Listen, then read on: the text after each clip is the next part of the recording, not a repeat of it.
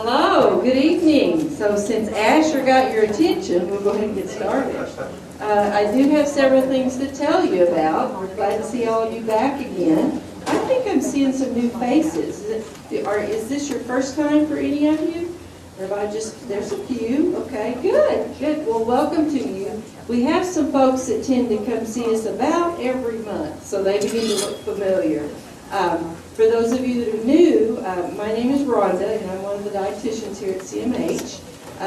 We have a couple changes. There won't be changes to you because you don't know what we did last month. So instead of Jared tonight, Asher Gould from our Nutritional Services Department is going to be doing some demos. So we'd like for you to welcome Asher. You can talk loud and clear. Can I talk loud and clear? And then I also want to let you know that Misha Cowan, she's a new dietitian with us. I think some of you may have met her last month when you were here. And we had thought that Lindsay Sparks, who had been doing the cooking class with us, would be with us tonight for her last one because she's having a baby. She didn't have a baby, but she decided she didn't want to be so far away here in Bolivar, so she was unable to join us tonight. So you've got me and Misha and Asher, a whole kind of new, sort of a new crew tonight. So and a new Tamara at the check-in table. So we're glad you chose to join us. Tonight is, this month is National Nutrition Month. Us dietitians that's really close to our heart. And so for the whole month we celebrate nutrition, and there is one day of the month that is Dietitian Day that we hope somebody takes us out to eat or something. So for National Nutrition... your diet. Yes, it is. I can make good selections. So we chose a side of veggies because, of course, we think vegetables are very important in a healthy diet. So that's what we're going to be doing tonight. But you also probably noticed on your table there's a little nutrition quiz. That's part of our National Nutrition Month, trying to teach folks more about nutrition. So if you would at some point through tonight kind of go through and circle one if you think that's a fact or if it's fiction, and then we'll be going through the answers as we go through the evening. So you can go ahead and circle one or the other, and we'll be giving the answers as we go through doing the different recipes. So, any other questions, comments? What else do I need to remind you of? You know anything? So our first recipe tonight is going to be the balsamic roasted vegetables. So I asked Asher to do some chopping for us. Right, Asher? You got some? Absolutely. Okay. We'll let you show us how to cut some of those things up. And I tried this a couple of different times at my house, and it's really pretty good. You know, we roast vegetables a lot, and I think you guys probably do that as well. So you can choose any vegetables that you'd like. Tonight I think we did zucchini, the onion, and the peppers, and the mushroom, right? For what they'll be tasting. Absolutely. So just what's listed there in the ingredients, but you could try some different things as well. I kind of cleaned out my refrigerator one night with, I had one carrot and I had an onion and just threw some of those kinds of things together. And the balsamic vinegar on it is really good. So if you haven't tried that, I hope you do enjoy it tonight. So Asher, I'm going to let you tell us a little about how's a good, safe way to chop some veggies. Absolutely. So I had most of my staff watching today in the kitchen, and I've spent 20 plus years working in kitchens, and I probably could cook blindfolded. Sometimes I'd probably be better off if I cooked blindfolded. So a lot of people just kept cringing that I was going to cut myself while I was talking. And if you maintain a proper bridge, if you use your left hand, if you're right-handed, if you use your left hand and just keep your hands curled like this, you never have to worry. I watch people cut like this and I just have to turn away in case they don't. So that being said, I thought I knew just about everything there was to know. And about a year ago, I watched Gordon Ramsay on TV. And I'd probably done 100,000 peppers in my entire lifetime until I watched Gordon Ramsay cutting a pepper, and I said, why have I done them all wrong? So the best way that I've ever seen, and this is how to do it, is hold your pepper this way, literally work around it.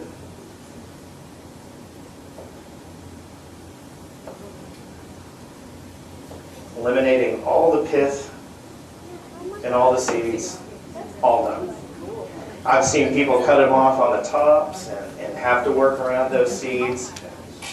just absolutely mind-boggling that even after all this time, you can always learn something new in the kitchen. So, that being said, holding a fridge just like that you can go ahead and cut and not have to worry. So I did that to about 35 peppers, short story long. They're already roasted up there. Next, first and foremost, old German chef that had taught me, so that I had plenty of practice, was how to cut an onion. So we used to do French onion soup and 100 pounds at a time of onions. So practice making perfect. I got good real fast. Is to have an onion, peel off the top, so that you're left with 2 half moons. Hoping that's getting in there.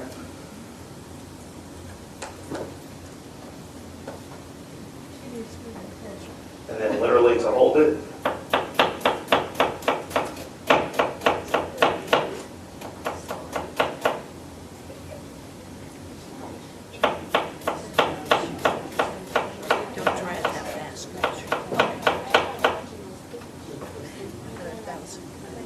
and a couple tons later, it's that easy. Last and not least, the zucchini.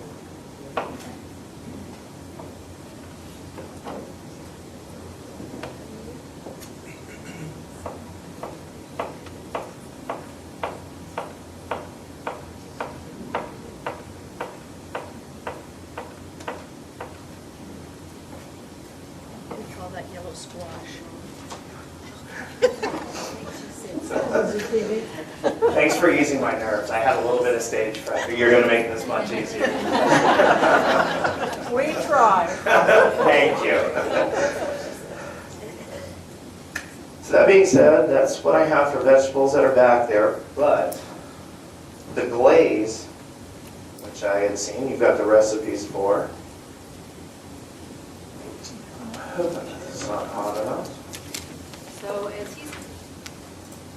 So as Ashley's getting ready to kind of show you how to do that glaze, mix it up together, you know, this particular recipe has the nutrition information that goes along with the things that are at the top, the ingredients that we put in that. So you can see that we're really good on vitamin C, pretty good on vitamin A. Carbohydrates are only 13 grams, which we can kind of expect with a strong vegetable dish. So I think this glaze that goes on is really what makes it.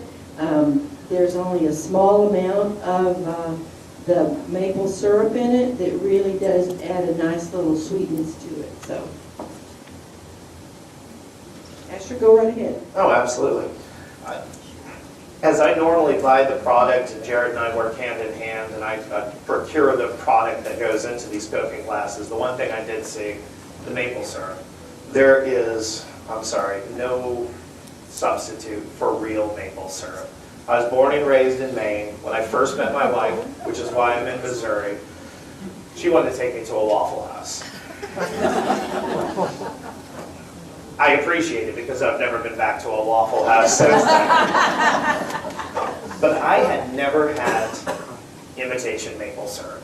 And I didn't know what it was. My teeth hurt. So I brought her to Maine 2 months later, and she's never had that maple syrup ever since because all we have is real maple syrup.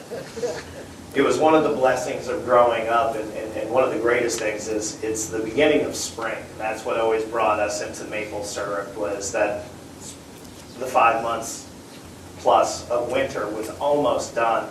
And one of my absolute favorite things is boiling down that. My grandfather had a sugar shack that they would take the first batch and pour it in the snowbank.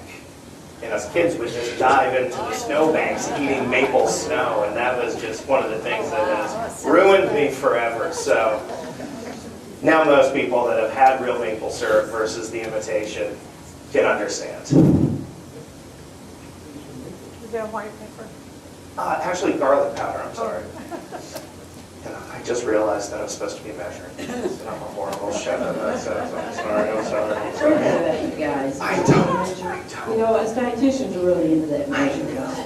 The first thing my wife, when she found out I was doing this, she goes, "You have to measure things." So, you know, You did measure, I saw some things that were measured. What is that? Some pinch? We'll accept you in.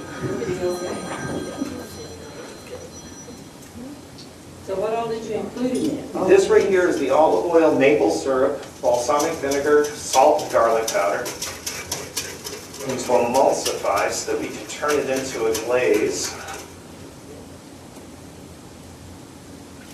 That was supposed to sizzle. It's lying. I don't really get that. You'll be better next time, Ashley. It was not the number that I thought it was.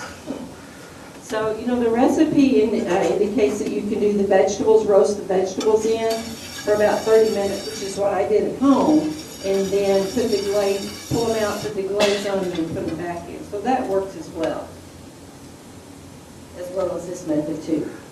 If it was hot. That might help.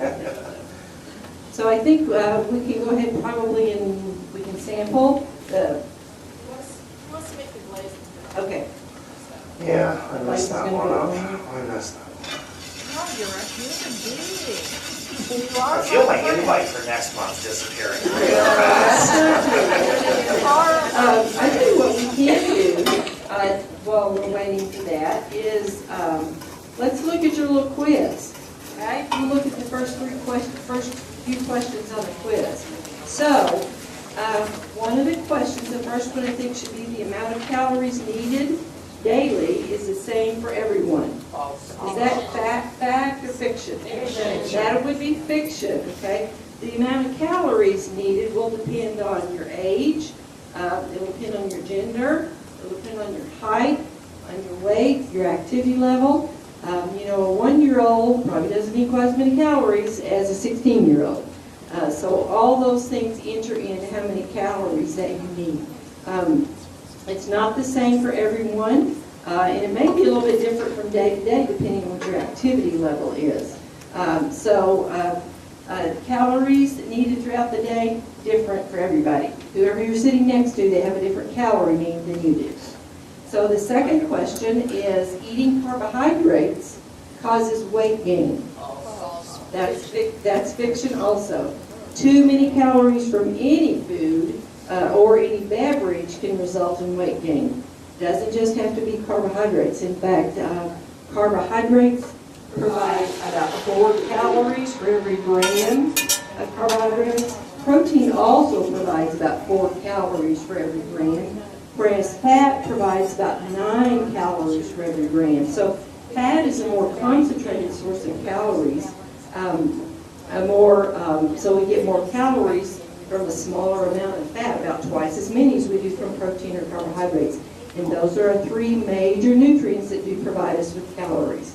So when you think that only carbohydrates can cause that weight gain, that is not true. So number 3, doing some physical activity is better than doing none at all. That is a fact.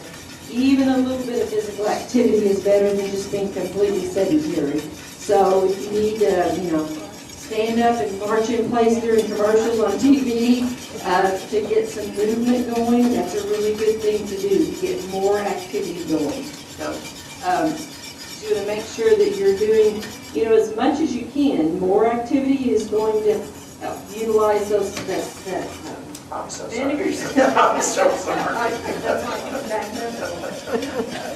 So more activity is better. So anytime you can take a few extra steps or take the stairs instead of the elevator or park a little farther in the parking lot, and we drive around sometimes look at the closest spot, but anytime you can get some extra steps in, that benefits you in lots of different ways.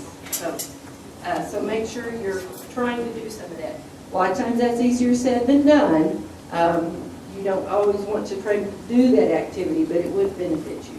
So as soon as we get our glaze on our veggies, then the girls get them dished up and you can try it and see what you think. Smells good, but I love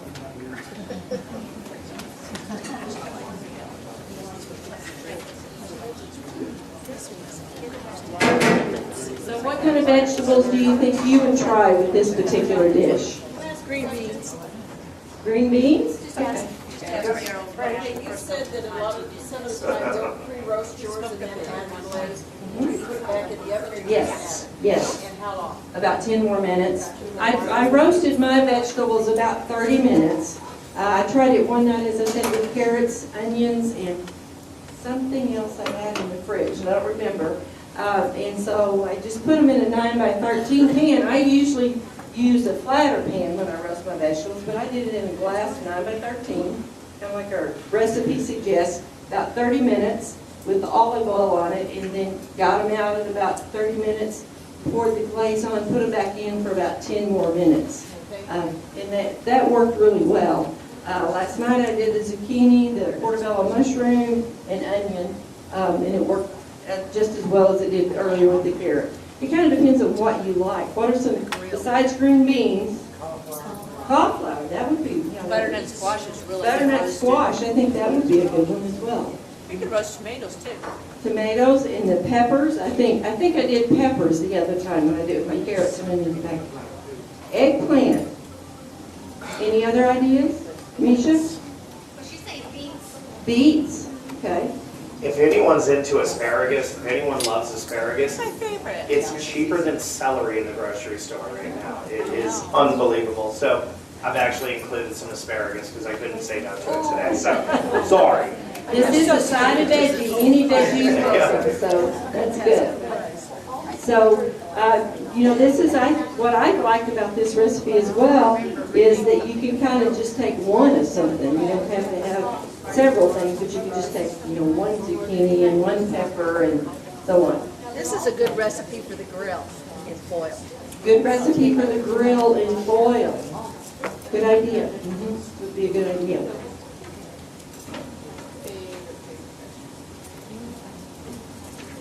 So we're always looking for, you know, nutrient-dense vegetables, and these are low-calorie, even though we put a little bit of maple syrup in there. It's not that much, and it's really, I think, just enough to make it taste really good. Brussels sprouts. Brussels sprouts, that would be good. I agree. I have roasted broccoli in the past, and it's not really one of my favorite things to roast. But maybe if it was in with some other things with this glaze on it, it would be better. So. Have you tried it? Have you tried those balsamic veggies yet? Anyone? Are they good? Good. Okay. Well, as Rhonda told you, I'm Misha. I'm the new dietitian around here. And I'm going to go through the sun-dried tomato and kale skillet with you guys. So how many of you have actually tried kale? Tried. And do you like it? Some ways. Some ways. Yeah, so that's what I've kind of heard from everyone I've talked to is kale can either be really good or it can be really, really bad. So hopefully you guys like tonight's recipe. So when I started looking up things about kale, I found that kale is actually in the cabbage family, which is something that I actually wouldn't have thought of. And it is so popular in Scotland that the phrase "come to kale" is used instead of saying, "Do you want to come to dinner?" So I just thought that was kind of cool. So you guys came to kale tonight. So when it comes to kale, you can buy it like whole, or you can buy it already chopped up. Tonight we couldn't find it whole to demonstrate, so we have it pre-chopped for you. But I actually tried it at home this weekend. It was my first time trying kale and first time cooking it. So what I noticed is it has a really big, thick stalk in it, right? And so the best way is to like take the leaf and fold it in half and then just cut that stalk right out. Is that right? Absolutely, it's Okay. ribbon. Yep. And then you can really chop it up if you want to, or you can just kind of rip it, right? Kind of like any old lettuce, right? Absolutely. Yeah, so you want to go ahead and chop your little thing? For the people that would recognize it and weren't going to eat it as kale, the one cut that I've always done, taught to me in culinary school, is if you roll it and then just go in a nice fine cut. The French, as they have a word for everything, call this a chiffonade, which actually just means ribbon, and therefore I can get my daughter to eat it. where, like this, there's just absolutely no possible way. So,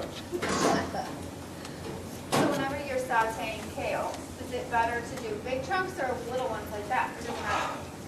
uniformity of cut, and that's what, I mean, pretty much makes what a chef does in the kitchen, is just for the uniformity of cooking, so that you're not ending up with one product overcooked while one product's crunchy, is just to keep that consistency in absolutely everything, so. Okay. So either way? Either way. Either way. Depending on keep what it you got. consistent. Yep. Okay, I got you.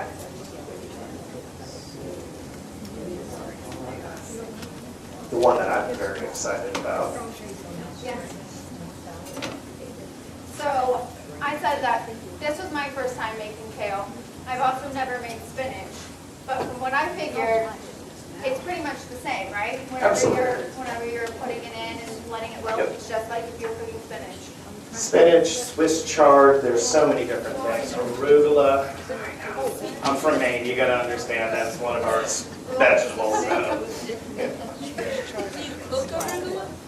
Absolutely, I love cooking arugula, but you don't want to cook it for very long. You don't want to really extract the nutrients and really keep that peppery taste still So you to don't it. cook it down like you do kale and stuff? I try to keep a little bite. That's. I mean, you know, I know that I it's just a didn't know you preference. could but- cook it, so. Absolutely. Yep. So. So I really had to laugh when Rhonda, I'm assuming Rhonda had picked this menu. I just made a dish, cassoulet, my wife's all-time favorite dish, and it requires cannellini beans. And we went to 9 different grocery stores in Springfield, couldn't find them. Someone finally told me, you gotta go to Mama Jean's. Mama Jean's, okay, so we go in there, they've got all the dispensers of grains. There's one empty of the 120 grains that they have in there, and it's cannellini beans. So when I saw the recipe and Jared had to leave, I looked and I said, I'm not gonna find cannellini beans. So we've used Great Northern beans, and they're a very good substitute. They're a little smaller, a little softer skin to them, but they do keep the flavor, so it worked out. A little garlic here. Can just not. Man, this thing just keeps lying to me and lying to me. So with any leafy green, but we're talking about kale tonight, so it's a really great source of vitamin A, vitamin C, and vitamin K. And vitamin K is what helps our blood clot. So if you are taking like a blood thinner, it is something that you might want to just be mindful of. Definitely you don't want to eat too much of it, because those two can kind of fight against each other pretty much. So we don't want to mess with that too much, but a little bit would be okay. Let's make sure everybody knows Sharon sounds So if you look at those, the nutritionals at the bottom of the recipe, you can see that it's pretty low calorie. It does have a little bit of protein in it from those beans, which are going to be a really good source of protein. Lots of fiber from the greens and from the beans and the tomatoes. But it's mainly going to be very high in vitamin A and vitamin C. So that's something that I don't ever remember. It's like our green leafies are also really high in vitamin C. It's not just our fruit. and iron. And iron, yep, I have a question. yeah. Are these values, percent of daily values, are these based on a 2,000 calorie diet? I believe so.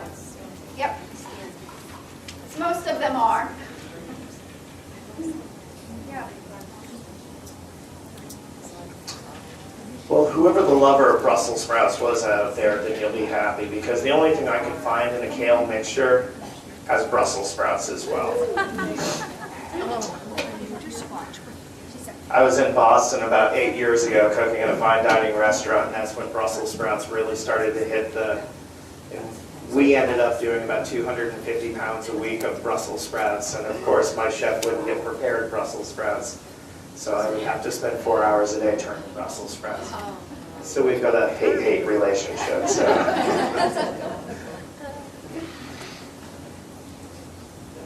I say if you don't like them, try them again, because I never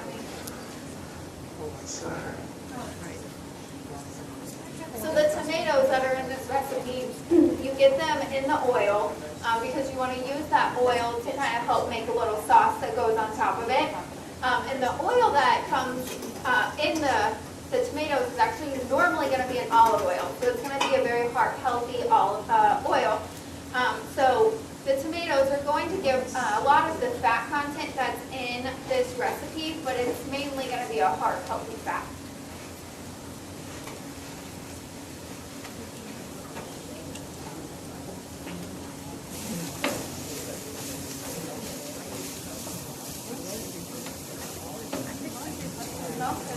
I hope so. I smell garlic, and garlic smells good. Always good. Well, if you want to, you can get that quiz back out, and I can go through the next 3 questions if you want. So we're on question number 4, and the question is, sugars found naturally in fruit and milk are the same as sugars added to foods like candies and cookies? Addiction, exactly. So foods and beverages that contain natural sugars, like our fruits, some of our veggies, milk products, those are actually, all of those products are going to be very nutrient dense. They're not just giving us sugar. Most of them are giving us some protein or some fats or some fiber. So we're getting a lot more in those compared to the added sugar in like sugary beverages and are like baked goods. Those are normally going to be just kind of emptier calories. So they are different sugars and they affect our bodies much differently. So trying to eliminate as much as, or limit the added sugars as much as you can. So number 5, portion sizes have increased over the years. That is a fact, yes. So the portion sizes of both foods and drinks have increased, and in fact, many people consume in one sitting what we would consider several portions. So what's really exciting is that nutrition facts panel that we have on our packaged foods, we're changing it.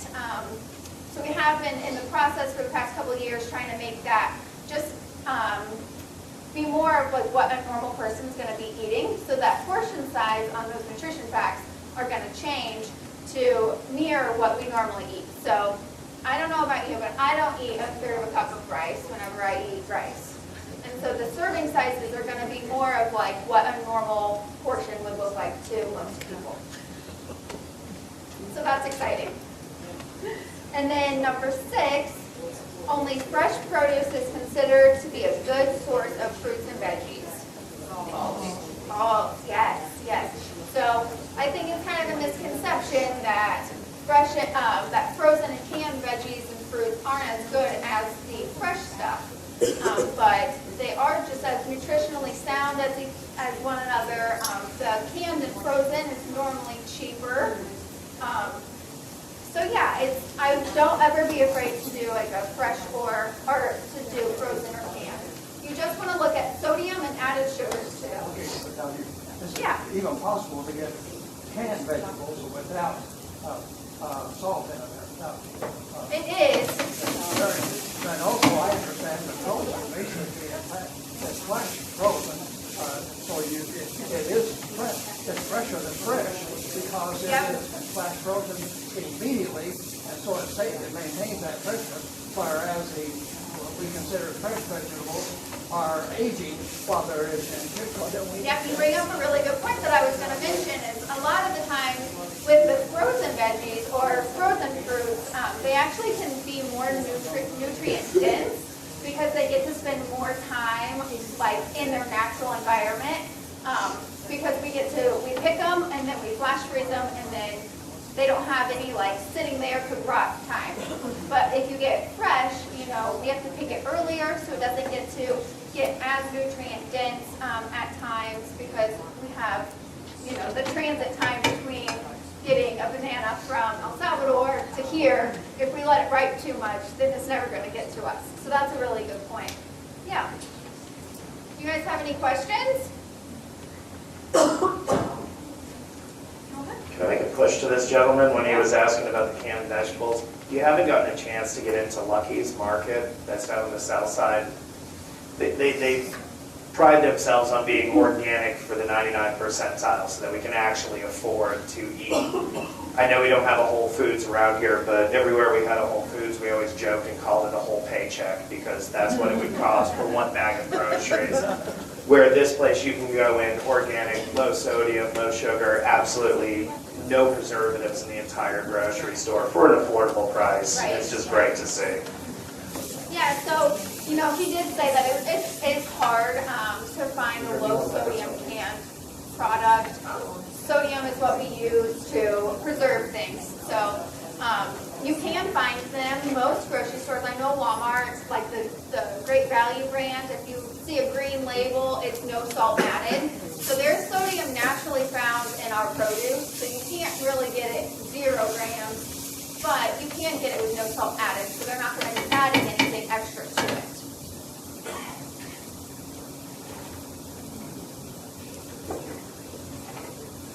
It's great to know. Thank you. Of course. So you're adding the tomatoes right now? Sun-dried tomatoes that are packed in the oil. I've drained most of the oil. That's the vinaigrette that you see in your recipes that I've made up here with dried basil and crushed red pepper. So yes.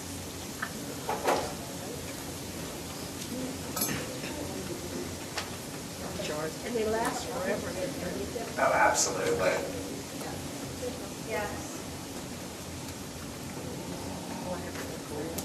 So this recipe does call for just like a white bean, but really I think you could probably use any bean. I normally have black beans in my pantry at all times because they're a big staple, and I don't think it's going to change the flavor quite as much, and the black beans are still going to be a good source of protein, of fiber. So really it's like if you have other beans and you can't find the beans that this says, you can substitute for sure.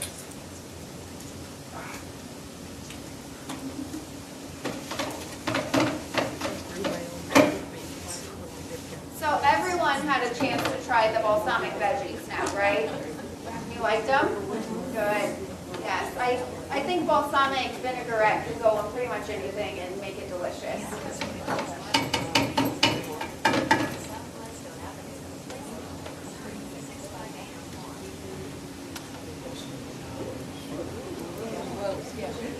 Measure that sunset. Lucky's address is 3333 South Winstone, guys. What address was that? 3333 South Winstone. But I mean, for what is it? For Lucky's? For Lucky's. Okay, yeah. And the home goods store next door went to it will suck in as well. Oh, yeah. That's for sure. And a pet store. Oh, yes. Target. Sounds like you're high ground, Mark. 44 is the edge of my earth, so that's why my wife can really get me into it. She can bring me down to Lucky's, so I'm cons.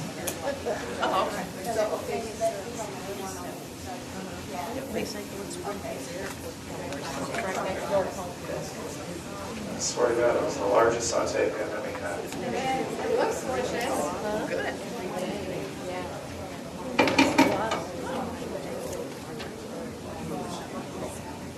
I saw you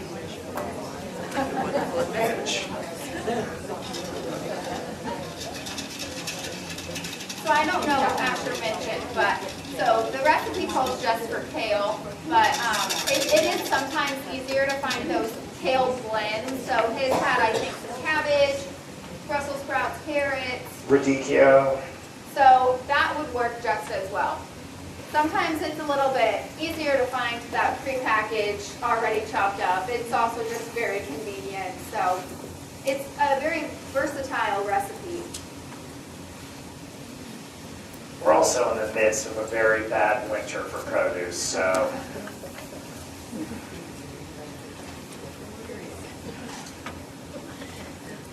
spinach.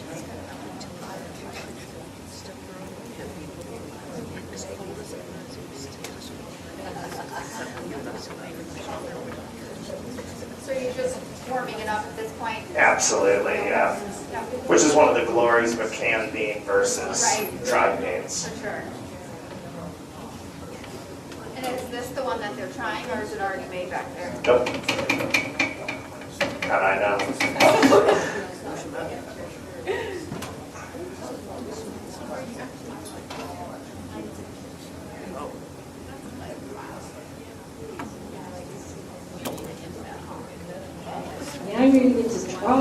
just what you saw Asher do. So it's back there, they're dishing it up, so you can try that as well. You think you're gonna like this one?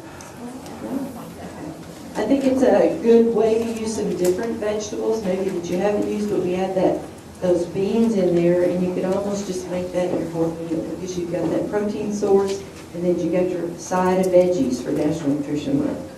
So I'm going to go ahead and start talking about our next recipe that you'll be tasting, and that's the Hasselback sweet potatoes. How many sweet potato fans do we have? Everybody. Everybody except my husband. I could not get him to try these sweet potatoes. So these are just taking sweet potatoes, and why do we like to use sweet potatoes? Because They're they're sweet. sweet. Well, I was thinking more like they're a really good source of vitamin A. That's why I think they're a good idea. We hear a lot about our sweet potatoes, and if I can find it here. We have a lot of controversy sometimes about the sweet potato versus a white potato. That the sweet potato is much better than the white potato, but that's really not true. They're pretty even, actually. So when you look at when you look at the sweet potato with skin about a medium, there's about 103 calories, about 2.3 grams of protein, just barely, not even a gram of fat, about 24 grams of carbohydrate, about 3.8 grams of fiber, and then 7.4 grams of sugar. But you get 400% of your vitamin A requirement. So that's what's a really good thing about it. Also has that vitamin C and also has vitamin B and potassium. That's one of those minerals that we need to keep our heart functioning, keep it beating regularly. So it's a really good source of A and potassium is what I tell folks a lot. So then if we compare that to a good old white potato, okay, how many of you have staple white potatoes in your house? If you have some of those still around. Unfortunately, what we've done as Americans is taken that good white potato and kind of made it into a junk food by making it into French fries and potato chips, in my opinion. So the white potato would have about 115 calories. The sweet potato had 103, so they were pretty close. 2.49 grams of protein, so that's really close as well. 2.29, 2.49, the comparison. About the same amount, really no fat at all. We wouldn't even count that. It's not even a gram of fat. About 26 grams of carbohydrates, 27, so there's not that much difference. 4.6 grams of fiber, and it again has that potassium and vitamin C and B. It doesn't have the vitamin A that sweet potato would have. So the white potatoes are lower in sugar. The sweet potatoes have fewer carbs and calories. So I think there's a place for both of these in our diet. The sweet potatoes as well as the white potatoes. I think we can still use those. So I have read some interesting information about where they came from. I read that Christopher Columbus is the one that liked sweet potatoes, so he kind of took them with him whenever, I guess he flew, and when he sailed over here, he didn't like it. Whenever he came to America, he brought the sweet potatoes maybe to introduce them here. So I think there's good reason to continue to include white potatoes in your diet, but if you like sweet potatoes, they're great too. You're getting that extra vitamin A source that helps promote healthy skin as well. Is it also what we always hear about carrots and the vitamin A? Promoting healthy eyesight, healthy eyes. So they're a good choice as well. So this particular recipe, did you bring the sweet potatoes? I've already got them. Oh, okay, very good.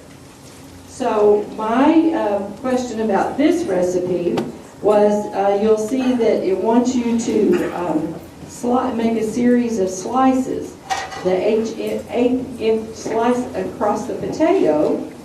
So I tried it initially before I baked the potatoes. And you know how hard a sweet potato is? It's really hard to make that little slit in there. So we tried them today. We roasted them for about 30 minutes, then took them out, and then made the slices in there. So I modified the recipe here today after my experience last night. So I would suggest that would be much easier to bake them for about 30 minutes and then pull them out of the oven and make the slits in them when you bring them out of the oven, and then include your mixture of the olive oil, the thyme, the garlic, and the salt and pepper, trying to get it in between the slices. So that's what they end up looking like. There we go. So that's what they end up looking, really attractive. You can also take, you make the slices, and if you're really handy with a knife like Asher, you can probably do it in nothing flat. But make the slices and then include that olive oil, butter, thyme mixture in between that, as well as on the skin, because that will soften that skin in the second part of the cooking. So bake them a little while first, bring them out, and then make them look very attractive with this Hasselback cutting, and then include your butter, olive oil mixture in. Put them back in for about 20 to 30 more minutes.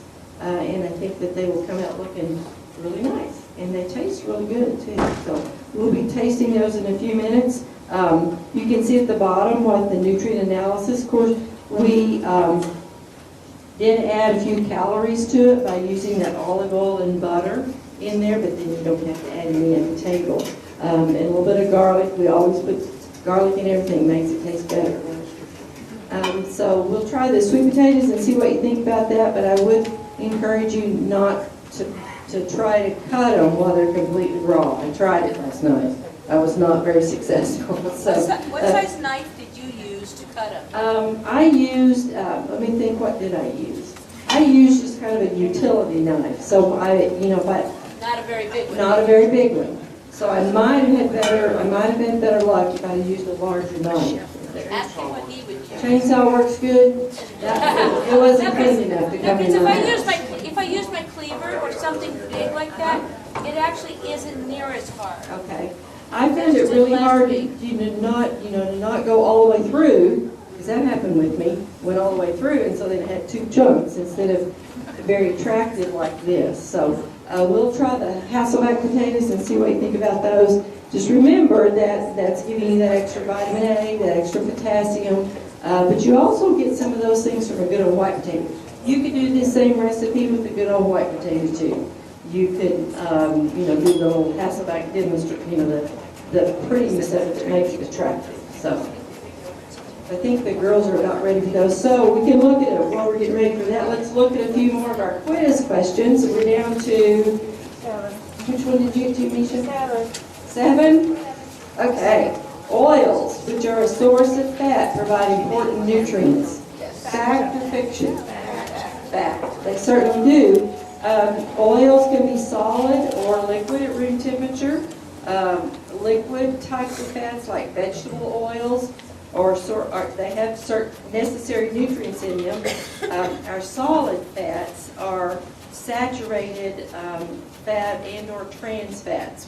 So we really want to limit those particular fats in our diet. All of the fats, as I told you earlier, are high in calories, 9 calories for every gram of fat that you have. So portion sizes of fats make a big difference. So really, for most people, the daily allowance is only a few teaspoons. So if you're using a lot of butter on things, or if you're using a lot of olive oil on things, you might want to look at reducing that.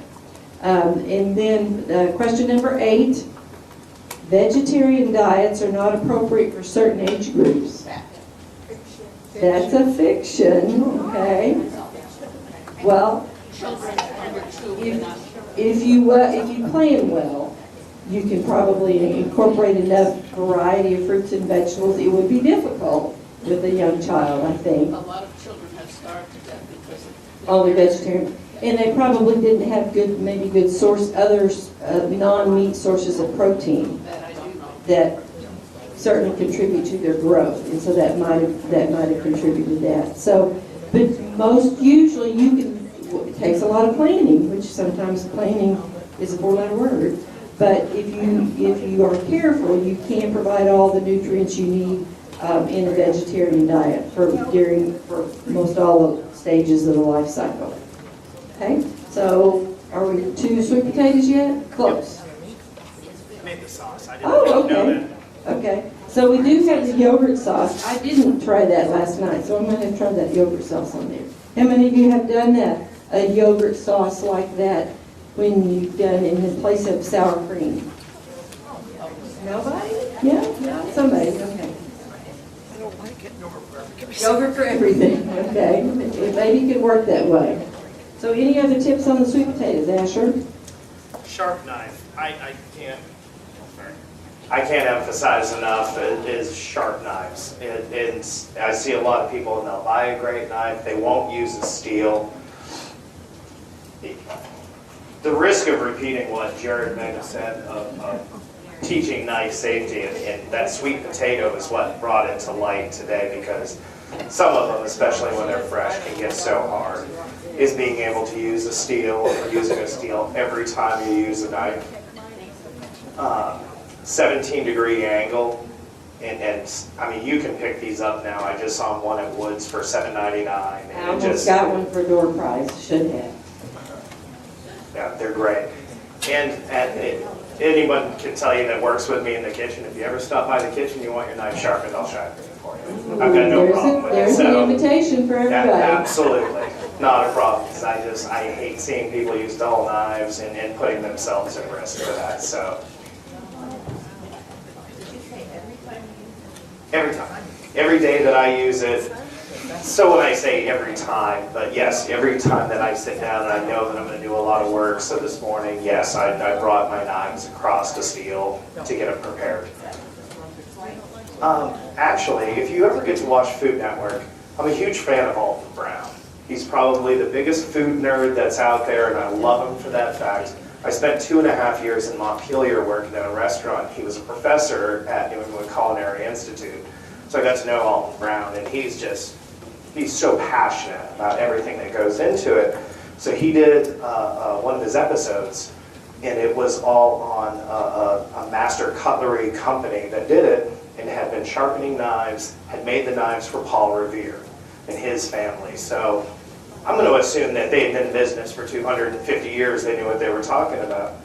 So what he had said was 5 times on one side, 5 on the other, down to 3, 2, and 1.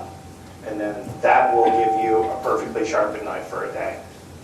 Because this straightens your 5, 4, blade. 3, 2, 1. Yep. Easy way to remember. 5, 3, 2, 1. So roasted vegetables. So what did you think about the kale recipe? Good. Good? I really think that could be less like a whole meal recipe, because you got a protein source there, you've got all your veggies in there, tomatoes and kale, so it could be like a whole meal kind of recipe.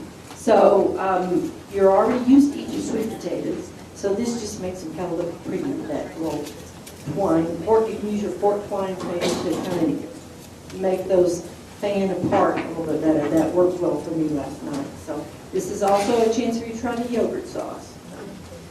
I'm going to let Misha do the last one, and I think Asher's going to make cheese sauce. Rhonda, before you do, I have a question.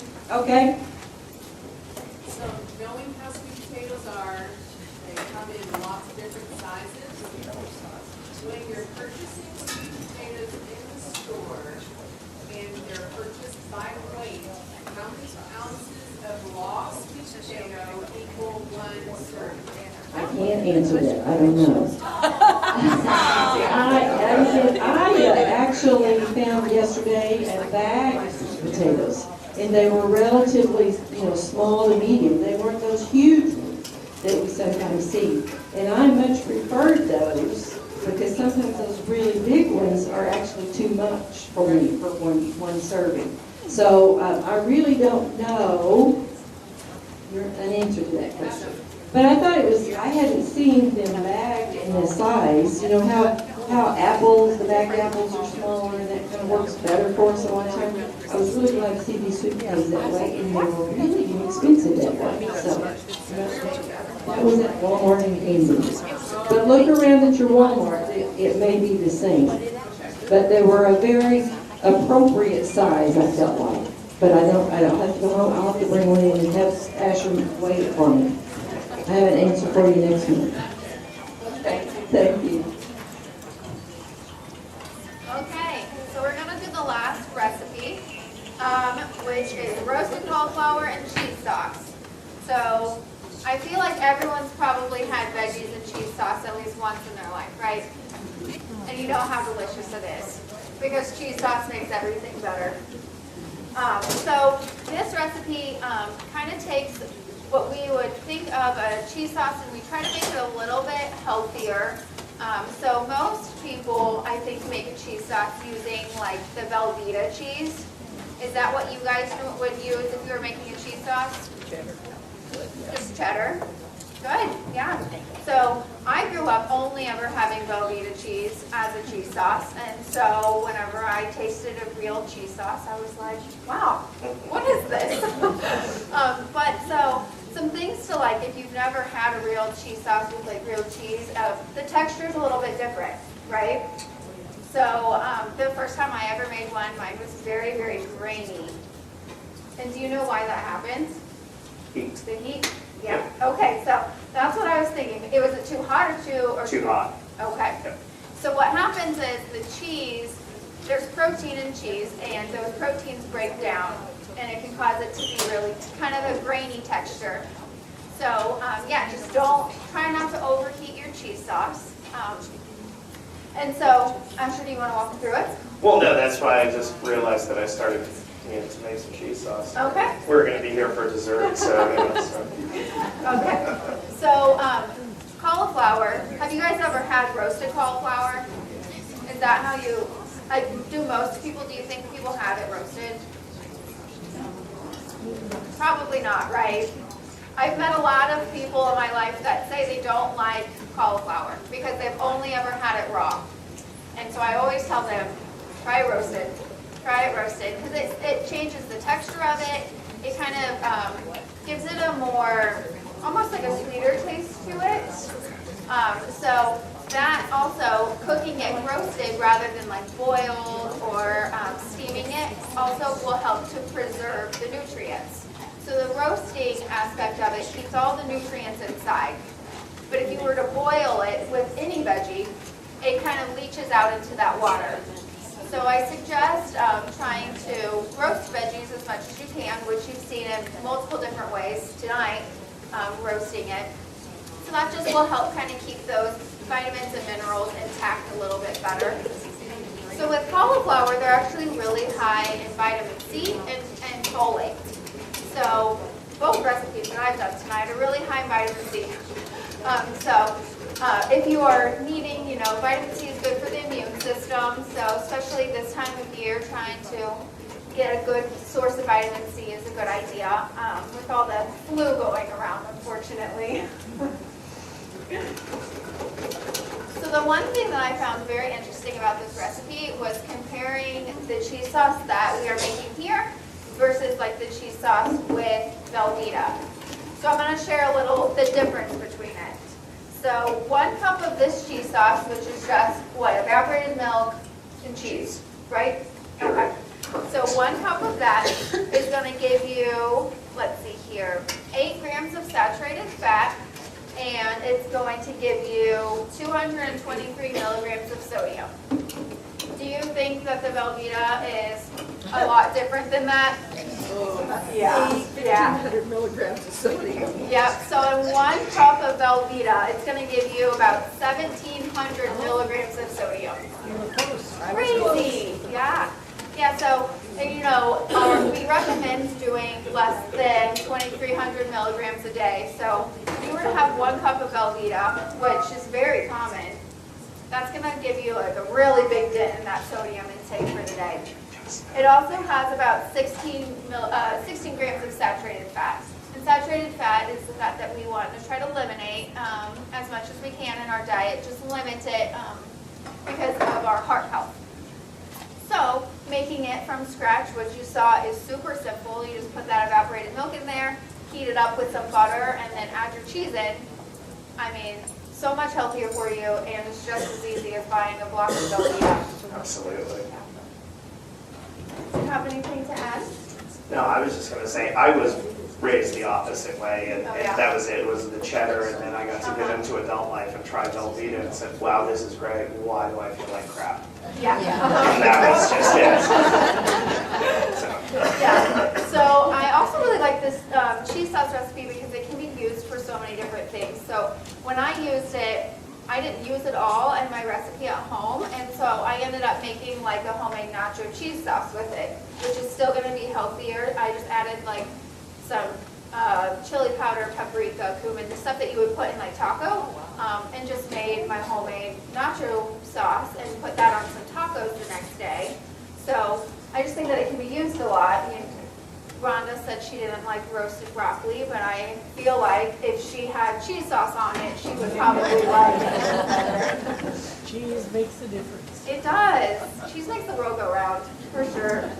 I never let my kids have cheese sauce in any of their vegetables. They didn't know what it was like growing up. They didn't get cheese sauce until they got out and were adults and found out there was cheese sauce in their vegetables. Yes. So we do have 2 questions left on that quiz. So question number 9, everyone should take a multivitamin. Fiction, yes. So for some people, nutrient needs, for most people, it should be obtained from the food. So getting a good balance, eating the rainbow, making sure you're getting all the vitamins and minerals through your food. But there are some cases where a multivitamin is necessary. So let's see here, when a person's diet is lacking certain foods, like if there's certain foods that you just can't have, certain nutrients, then a multivitamin is where you can kind of pick up the slack there.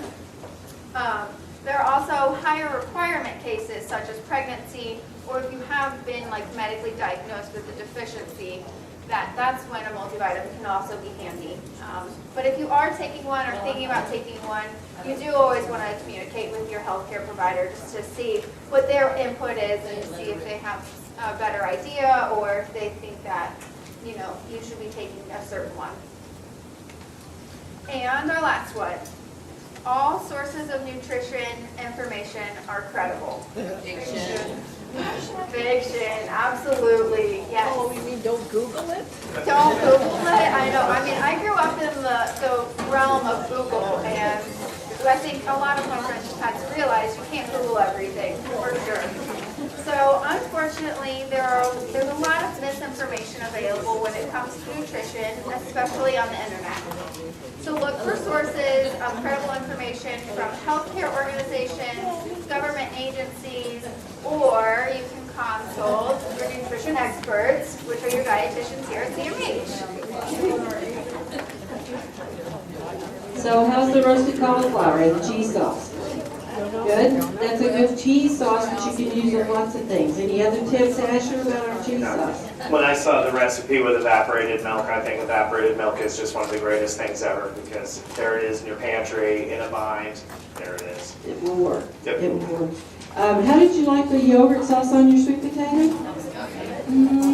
Some yes, some no. So next month, our cooking class will be in April. That is next month. Indian cuisine. So hopefully we'll have lots of water available for that session.